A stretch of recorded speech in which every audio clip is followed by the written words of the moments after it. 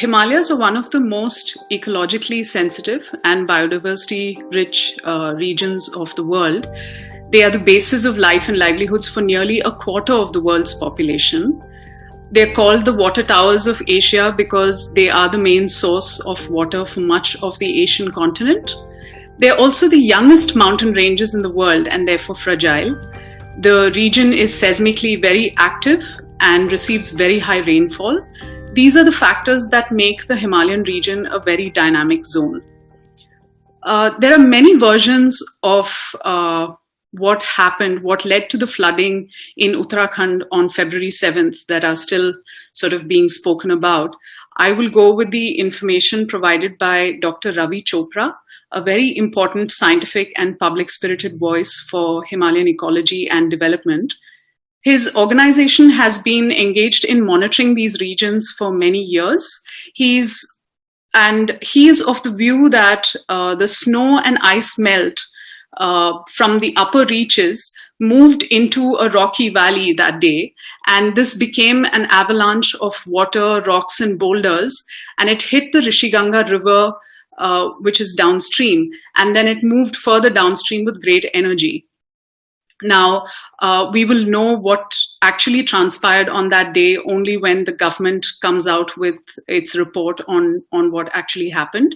But as a result of this sudden event, over 55 people are dead, and it seems that the rescue operations are still very challenging. Now, such events are known to happen in this geologically dynamic region, and there's every likelihood that these will continue to take place, probably with much greater frequency because of the effects of climate change. However, what exacerbates the scale of the impacts on the communities who are living on the banks of these rivers is the extensive and large-scale constructions that are being taken up in these mountain areas. This has been going on in recent decades, and unfortunately, it has continued even after the devastating Kedarnath floods of 2013. Most of these constructions, in particular, the road expansions and hydropower dams, they involve massive deforestation and cutting of mountain slopes, and this makes the mountain slopes very unstable and prone to more landslides. The particular type of hydropower projects that are put up in these areas are called run-of-the-river projects. These involve large-scale blasting and excavation of mountains in order to make tunnels. Now, all these activities generate so much debris that the only way to get rid of all this excavated debris is to dump it back into the river. Because of all these activities, the river courses and mountain areas are massively transformed, and these changes play a huge role in increasing the damage to life and property when these natural events occur.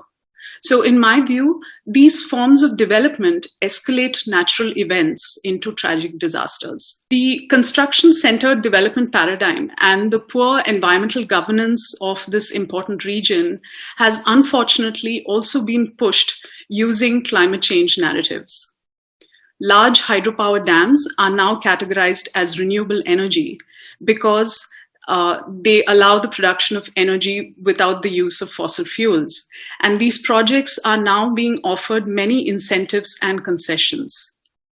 The state governments in the Himalayan region are small and cash-strapped, and they're looking to attract private and public investments in dam building in the name of reviving and strengthening the state economy and employment opportunities.